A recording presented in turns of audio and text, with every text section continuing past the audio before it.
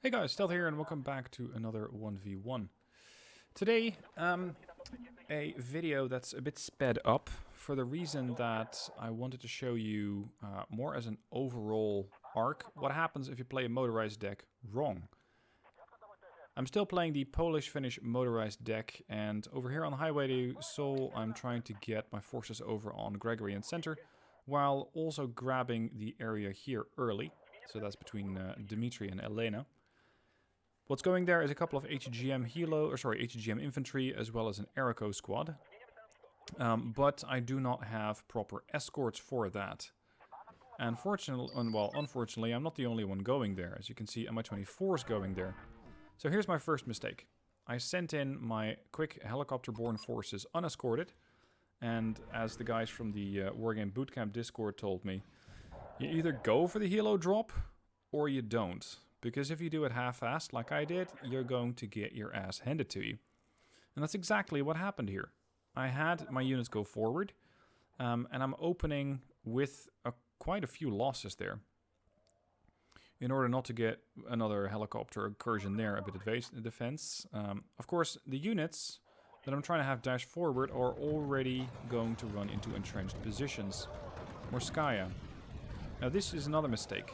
I'm trying to get a lot of fire support units dropped off, or trying to get a lot of fire support units to fire at the buildings, but at the same time I drop off all my infantry, which promptly gets murdered by the Mi-8 MTVs.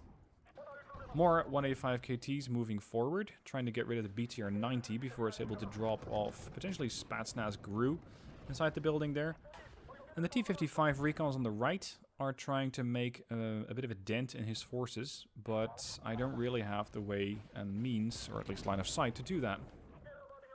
Over on the left, dropping off an Aeroco squad, which is capable of taking out a K-52, which is nice. But note how narrowly my front is. It's very, very narrow, and that means that I'm not playing to a motorized strength. I was, briefed extensively by the guys on the Wargame Bootcamp, so big thanks to the guys who helped me there for showing me the error of my ways. Because a motorized deck benefits from a lot of small encounters, not one large encounter, like you would, for example, with a mechanized deck or a general deck. What I'm trying to do here is focus very heavily on one side. I'm trying, with basically everything that I can, to force my way into Dmitry. And of course, I'm fighting a USSR deck, which has both more armor and potentially some better anti-tank options. My only tanks at the moment were the T-55M recon tanks, and I'm still providing a very, very narrow area there, even though I have at least one HGM and Elena. Elena could have been key if I had just brought more HGM units over there. Because if I could be pushing from Elena and then potentially put a bit more pressure on Dmitry, then that would have helped. But the way that I'm playing it now, not so good. Because I'm trying to outgrind a USSR deck. Much like I did with the video from a few days ago, where I was trying to outgrind, I think it was an Entente mechanized deck. It's just not what a motorized deck does. So I'm still very much working on overhauling my thinking into how I should play this. Something else that I did wrong initially is that I opened up with too many Yekiri. The Yekiri 90 are decent infantry, but their anti-tank option is shit. And this guy, Tardio, keeps bringing forward more medium tanks, or potentially even light tanks, if you want to call a T-72A a light tank. The way that I'm trying to deal with these is with the recon, as well as with the Renico. And that's when he strikes back with BTRTs. BTRT with Sappery are death when it comes to my Renico. So, yeah, I'm getting my ass handed to me there. At some point, however, I'm able to push at least the T-72s out and temporarily create a break in the area there. So, during that break, I'm immediately bringing in more forces. Trying to get the HGMs into a better position in Elena, trying to cut off the main road there. But I'm still stubbornly, not even dropping off my forces in time there, that was just stupid, trying to get more forces into Dmitry. I'm still trying to outgrind it. I still haven't learned my lesson. Now, ATGM's here in position to try and deal with vehicles as they come in. There's a BTR 90 over there. I really want to get rid of that, because at that thing starts opening up on my vehicles and infantry, I'm going to be in trouble. Especially the Erico I want to keep alive. One thing I don't have a lot of is fire support, and the Razvedka are basically able to move in without any kind of trouble.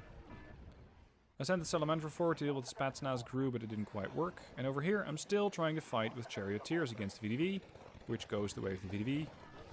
The reason for the Charioteers being there was that I wanted to get rid of the BTRTs, because look at how quickly even one BTRT is able to go through all the Spado. They just kill it off so fast that I'm not really able to do much with the Spado, and they're expensive. Now at this point, he's trying to push a couple of tanks over there, which at least one of my spikes is able to do something against, or trying to do something against, but so far isn't very successful at. Time to bring in a couple of mortars, potentially to smoke or to use their HE value to do a bit of damage against infantry as it's in that sector. Also bringing in the CV over to Gregory to try and get control over that, to at least start taking some points. Because so far, I've only spent time playing on the left. I really haven't spent any time playing on the right, on the plateau as they're calling it. The Salamandra is currently under attack. It has expended the HGMs. It's not capable of doing much. More Yekari being pushed forward. The KTs that I have sent forward are, of course, getting killed off by the VDV and their company, because the BTRTs are still there. So I send the Charioteer forward to try and deal with the BTRT, and it does work. If it's a lonely BTRT, you can get away with it. If it's a BTRT that has VDV friends, you're not. So, considering that, I thought, oh, this is actually working. I'm calling in more Charioteers. But I'm still very stubbornly grinding that one bit. Completely unnecessarily. I don't really have recon anywhere, except for the right over there. The T-55 recon tanks. And over on the left, I have the Erico squad, but they're being pushed by a K-29, which they cannot do anything against, and Motostrelki. I have another T-55 there still in position, trying to deal with the T-72A and the BTRT. I really do not want the BTRT to come into that sector. But of course, I'm going to have to split my attention here. Do I want to kill the BTRT or the tank? And I decide that the BTRT is the higher priority, and the tank is able to flee back into the forest. Now the K-29TB there wipes out most of the infantry that I had, which was the Erico, and I think some reconnaissance group behind it. T-55 takes another shot and pulls back. I don't want to lose that tank, because I don't have that many. And the T-55 does not really have a great reload. So the T-72A is able to catch it, and I die, or I lose another one of those recon tanks. So once again, Charioteers coming in, trying to deal with more of those BTRTs. I don't really give them a lot of opportunity against the T-72A though. My chances of winning that are exceptionally low. Note how he has a MiG-25P decircling, as well as a MiG-27K every once in a while. Those MiG-27Ks are going to be very annoying. At this point, I'm finally paying attention to the right. I noticed that, oh right, we have more of this map. It's not just Elena and Dimitri. No, there's actually more, believe it or not. So I'm finally moving a couple of the Erico forward. Erico moving forward on the left as well. And apparently there is some form of anti-air defense there because the helicopter that I sent forward dies. Now I have almost nothing on the right. And I could have very easily grabbed center if I'd just been a bit more forward. Looking for a line of fire on the T-55 there, which seems good. The Erico are at this point under heavy mortar attack and die. So there's the mortars, trying to return fire and then move away. Getting another recon tank in. And at the moment, I'm just not really sure what to do. So I think, okay, maybe Elena is the way forward. So let's play a bit more wide. Let's get some reconnaissance on the left and see if I can intercept anything there. At this point, the MTLBVs arrive, which is Motostrelki, and the Fagot ATGMs are able to intercept some of the transports, which is nice, but they're very cheap transports and they're not really worth that much. Another T-55 moving onto the flank. I disabled the machine gun on the Spado there to try and have it only engage the anti-tank weapon. And the Fagot are being pushed out by a couple of mortars. Surprise, surprise. At least it means I have not been able to kill the mortars. T-55 taking a couple more shots at the Motostrelki as they move in. And more importantly, Razvedka. I really do not want a spotter over there, but the Razvedka stop. I'm not able to kill them. But I do kill another BTRT. Now, the motorized, the USSR deck generally has, I think, 9 BTRTs, depending on what level you bring them in at. And considering that they have 9 and already killed, I think, 4 or 5, I'm thinking, oh, maybe I can sort of outgrind him here. Maybe I can just about get away with it. I'm also bringing in more units over here to Greg. But because I'm scared that they're going to be crossing the highway and either getting killed off or spotted, or both, I decided to have them coming in all the way from the back, which is going to take them more time. So maybe I should just let them come across, because that potentially has more of an option, or a better success rate. But I'm finally recognizing, hey, there's more to this map. So the Erico, KT, Yekeri, they're moving into a better position, the T-55 as well. And there is an Mi-8 MTV moving forward. I'm trying to catch it with the Erico, but the line of sight is terrible because of the tree line. So time for the KTs to make a move. ATGM on the left being deployed. Another recon unit being deployed because I already lost the other recon unit. There's Motostrelki in there. Potentially the first of many, because I'm not sure how much he has over there. Now, I had a CV going towards Elena, and I decided to retask it all the way over here, because it seems that the area here is pretty empty. If there isn't that much there, then I might be able to secure this, and make this a +1 for myself. If I'm able to do that, I might just be able to get back to his level of points, and potentially go beyond it. So KT's dashing forward, CV coming in, the Erico are working on a couple of Mi-8s over there. Sorry, an Mi-8 and a K-29 TB. And over here I get another Erico squad into position. But still, I'm playing, or at least at this point, I'm no longer trying to get into Dmitry. I'm playing, let's say, my game. I'm having him respond to me instead of me constantly responding to him. And for the moment, it seems to work. Because I'm having him having to act on what I'm doing instead of the other way around. Being responsive with the motorized deck, I think, doesn't work out too well. And you can see that the moment that I take initiative here, it's, at least for now, working out decently well. But what I don't have enough of is defensive units in center. And because of that, I'm going to lose it very quickly. Because just like what he's doing over towards Dmitry, there is going to be another run of T-72s and Motostrelki and potentially VDV, which are all coming my way, and I simply don't have the defenses to deal with it. Ito-90 finally arrived to deal with his helicopters, so the Mi-8 takes a shot, the K-29 takes a shot, and this is a fairly quick way to get rid of his helicopters. Excellent, okay, that's done. Erico move up, K-180 move up, and there's the Motostrelki. There's also an Mi-24 VP flying over Cheriton. Thankfully, some of the base defenses took it out, and I only have to replace a few of them. I'm now at a +1. Finally. I'm getting some points. But the grip here is shaky. Over here, I'm playing completely wrong. I get KTs and Yekeri into a forward position. They are not designed to do that, because the moment that a T-72A shows up, I'm going to be in a ton of trouble. I cannot deal with that unit, not with the Yekeri 90. So the Yekeri are much more likely to get themselves killed in the position where I'm going to put them. Same can be said for the KA-150, the XA-185 KTs. It's not the right way to play. This is what happens when you play a motorized deck completely wrong. Got a Scratch head over there, which is getting killed off by one of the KTs, or at least they're making an effort. T-55 finally tries to land a hand, but is a bit late.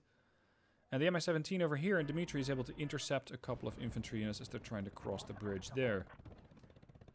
At this point, still a +1. I have more points than he does. But, of course, I still have a very weak left flank. I have a couple of units here. I'm forcing him to respond. Maybe I can keep that up with a couple more defensive units in the form of Malyutkas. And here come the T-72As. Instead of having spikes, I have Fagot, because I wanted to get them in quickly, and because I wanted to get the Mi-17s. If I'd had the spikes, it would have been a lot better. But just look at how quickly the Yickety are dying without any kind of effect on the T-72As. The T-72As probably took a bit of a beating, but that's about it. They're not dying. Had I been able to kill those off with spikes, I probably would have been able to hold on to that little sector for quite a bit longer. Now I see him moving his CV into Elena, a BRDM, so immediately the mortars are taking fire, or taking aim at it. I don't necessarily need to kill him, I just need to get him out of the sector, although a kill is always beneficial. Mi-17, waiting for an order, but I don't know where to send it. And at this point, the Airco over there next to the highway have assumed a decent position to try and spot more stuff, but there's not that much coming their way. Teramustis moving forward. This is something else that I find difficult on this map. I still have to learn that. I sent troops forward towards Gregory, but they kind of forget them because they're so far back. I'm playing too zoomed in. And because of that, I have a lot of stuff doing nothing on the edge of the plateau there. On the edge of the right side. And it's, well, it's not great. Because it's all sort of forces that I could be using. Now here again, I have Yickety defending against the T-72A. And same for the Fagot. It's not the right unit to use.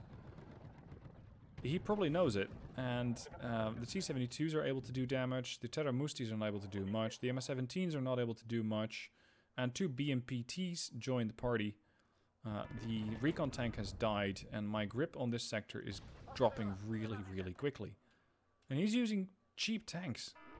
Very cheap. It's just cheap stuff. It's not expensive.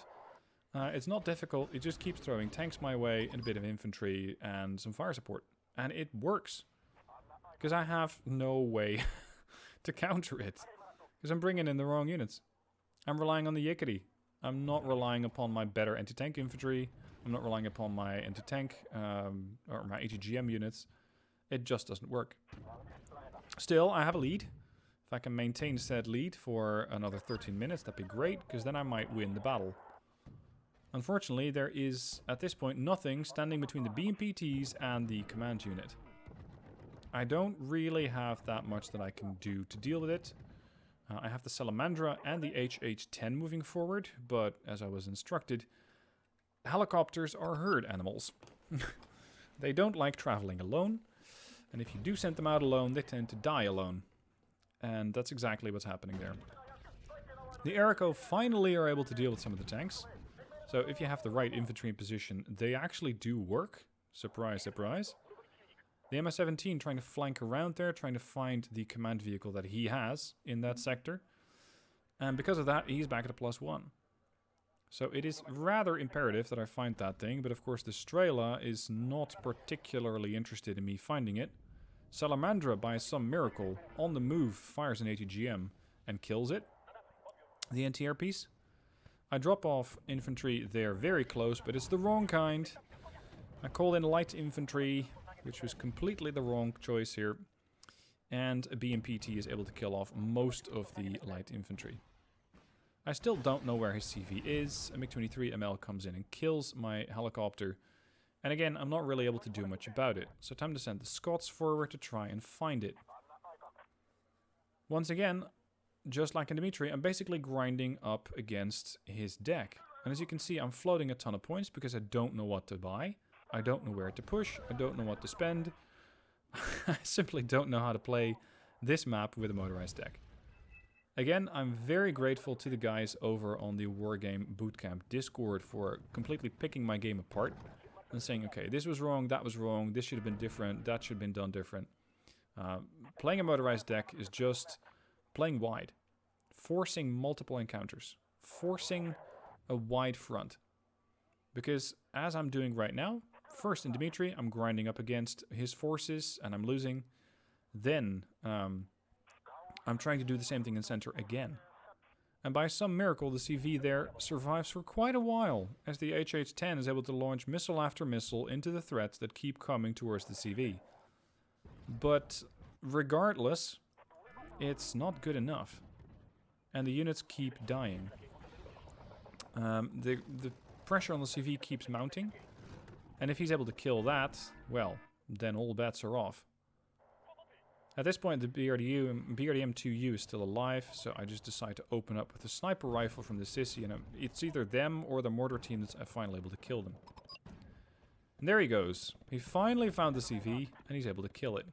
The other CV is also at risk in Gregory, because I did not secure the flank there where the BRDM-2 Milyutkas are.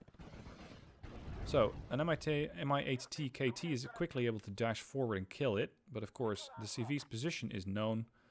And then Mi-24 VP comes in, urgent. Out of panic, I call in the wrong aircraft, which is a Seria 30. And I send the Seria forward to deal with the Mi-24 VP, but the damage is done. At this point, the Seria does kill the Mi-24 VP, but I already have a CV shortage. I don't have a CV in Gregory anymore. At this point, he's also, I think, aware of the position of the CV in my sector, in Elena, because, well, it's not that hard to hide. And it's going to take a long time for my CV to arrive. So instead, I decide to hit him again in the position where I think his CV is in Dimitri, to try and get him out of that +1. More infantry has arrived from his side, wipes out my Sissy team in Elena. And at this point, I want to get more anti-air to get rid of his helicopter, because it's not the first time that a helicopter has made my life very difficult. The ZSU-57-2, I think, does not kill it, but might be able to stun the target. And, yep, there comes the transport. It's the BTR-90.